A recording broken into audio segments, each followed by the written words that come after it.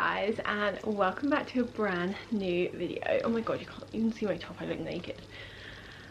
Today I'm going to be filming a video all about being an au pair.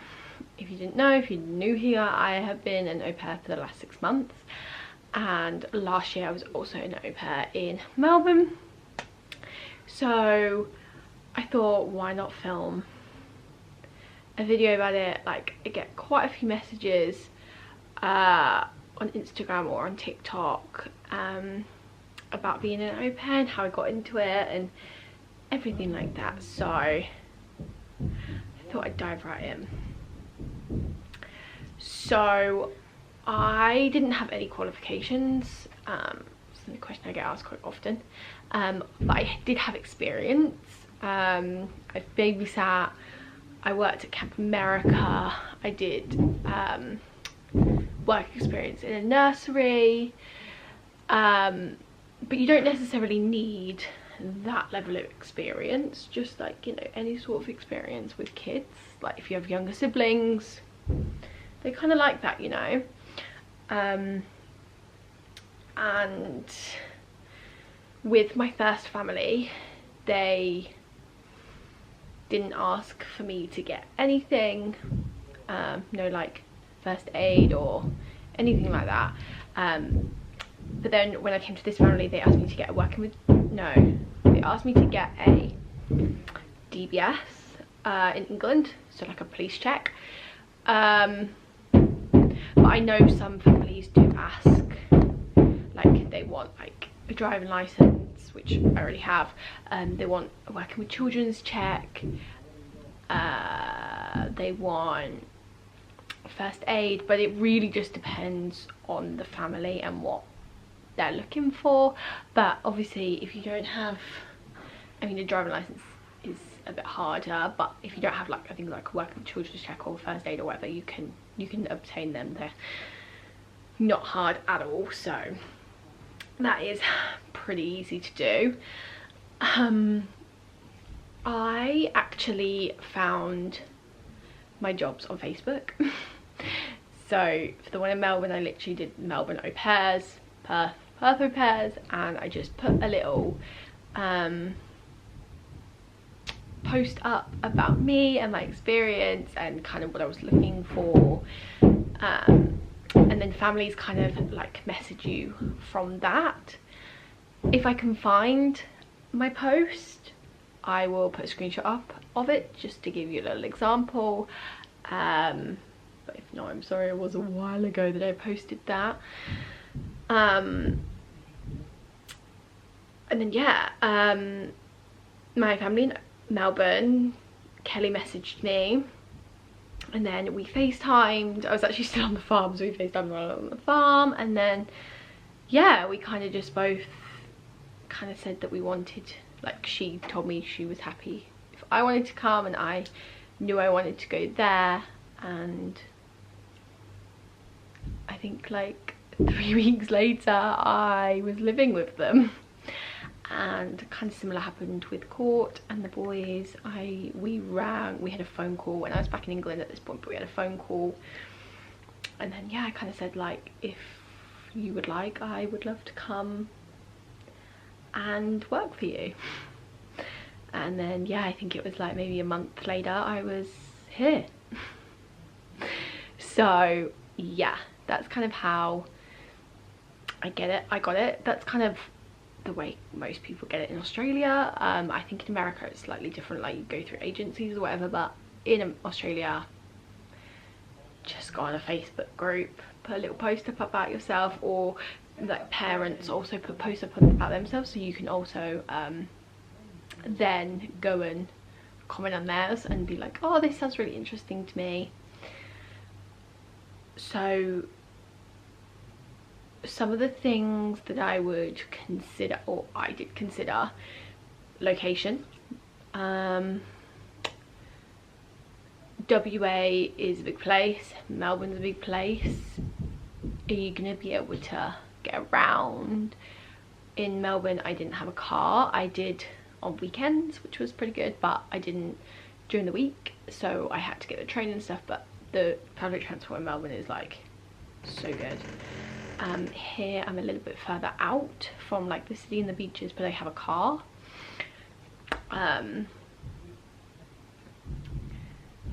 I also, how many kids is it, what ages are they, like do you feel comfortable with that? Do you feel confident that you can do that? What are the hours you're going to be working? Like if you want to get a second job, the hours you're working here are going to be able to like allow you to be able to find a good second job to like boost up your money and stuff. Kind of your responsibilities and stuff like that, like are all really good things to look in. If they want a driver because you have to drive the kids to places and you can't drive, then obviously you're not going to be a good fit for that. Also, it's kind of a bit more difficult because you don't know fully until you kind of live with them, but both times I've like said, yep, I want to come work for you, I've had like this vibe, you know, like I just got a vibe from them, like yeah, we're gonna get on. Do you know what I mean? Like yeah, this feels like the right thing to do. And I don't know, I've just always like, if that's how I feel, like if that's the vibe that I'm getting, I need to just go with that. And luckily both times it has worked out perfectly for me. I know so many people and I've had so many horror stories about where it's just not gone right. People have had to leave, people have just not enjoyed it, and I just got really lucky both times that I've got on with the family, I've really enjoyed them, I've loved the kids, and yeah, I have just been fully really lucky, which is absolutely incredible, and I know it doesn't always necessarily happen like that. But I think you also have to be pretty open-minded. You know, you're going to be living with the family. Actually, I'll go into the living and living out in a moment, and yeah. Yeah, you just sort of have to, my view is like, I wanted to become a part of the family and fit into that family life, you know, have dinners at night together and go on, you know, just be a part of the family. And you realise that yes, you can come to your room and stuff like that, but you are around the kids all the time because you live with them, and you can obviously go out and stuff when you're not working or whatever, but you do still live with them, so you have to be very open-minded about that. I've also been very lucky, like when I was with Kelly and Joe, they would take me, we would go out for dinners, we would go out for breakfasts, like they'd bring coffees. We had Easter and Kelly did like a whole table of like breakfast stuff, and they'd got coffees and they'd bought us, we all got an Easter egg each. And you know, here I've been really lucky. We've gone to Margaret River, we've been to Albany, and yeah, I've been really lucky with being able to go away with the families, and that is definitely a luxury, but it is part of it. You do become part of the family, and that is a definite plus to it. So you can actually get live out au pair positions. I don't really know about the money side of that bit because I'm not a live out au pair, I'm a live in, but you can do that. You can also do demi au pair, which I think is like part-time, and that's probably pretty good if you're like studying. And then obviously you can do live in, which is what I do. With live in, I don't know how it works for live out, but with live in you get your accommodation for free, obviously because you live here, and you get food for free, and then you get a weekly wage now, or pocket money is what it's called. The pocket money is different for the family, and it really depends on what the family are offering and stuff. I would say it's normally between like 200 and 350 a week. It's not a whole heap of money, but I think it is really good if you're studying because you're still getting a little bit of income you're getting somewhere free to live, and you're getting food, and you can still study. For me, I was coming back from England for 2 months. Like, I'd been in England for 2 months, and trying to find somewhere to live whilst I was in England was really, really hard. And I knew if I came here, I'd have a job straight away, somewhere to live. So it just kind of worked out really, really well for me, and I do really enjoy it. I really enjoyed it in Melbourne, so I knew that I would enjoy it again and have a great, great time. And yeah, it just, can you hear the kids screaming? This is my life as an au pair. So if you're put off by that, it might not be for you. Yeah, so it just kind of worked out well for me, and then I managed to get a second job, so that boosted like my money up and stuff. Yeah, it's also a really good way of like being able to explore like a certain state, because obviously you can go away for weekends and you've still got that secure place to live and that secure money coming in and stuff. And like I said, the family, you know, might take you away on trips and stuff like that. That doesn't always happen, but it, you know, it's a possibility. And again, something you can kind of discuss with the family. Hopefully I've kind of given you a good insight to like the background and how I get into it and all the other stuff to do with it. I thought I would finish off and just kind of tell you a bit of a week in my life. It was different to when I was doing it in Melbourne, but I only had 1 child there, so I thought I'd tell you about my week with the 3 that I'm doing now. So on a Monday I work 10:30 to 3:30 ish, and obviously normally the 2 older boys are, oh by the way, I look after 3 boys, 7, 5 and 1. So obviously usually the other 2, the big 2, are at school at that time, so I just have the baby.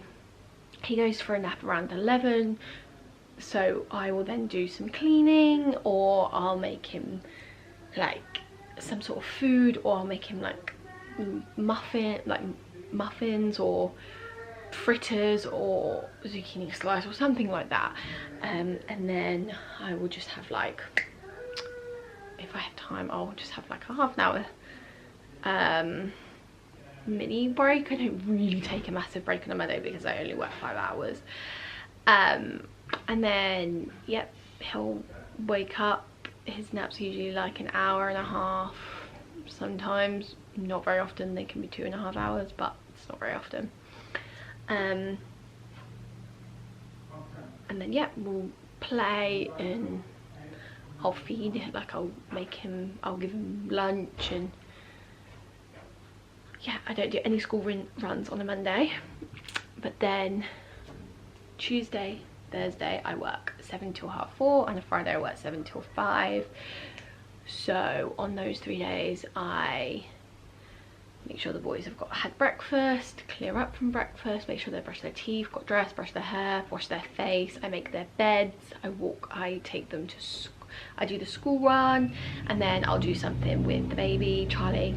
Like we go to jungle gym, or we go swimming, we go to the library and do rhyme time, we go to a playgroup thing, like, you know, we'll fill the morning, and then we'll get back and he'll go for a nap, and I'll do some more cleaning and whatever. And then on those days I do take an hour-ish, as long as Charlie doesn't wake up, of a break.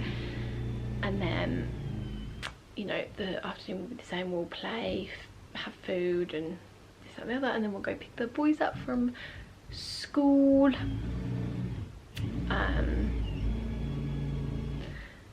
And then, you know, sometimes I help out with Finn's homework and give them a snack, clear out their lunch boxes, play with them, give them entertainment.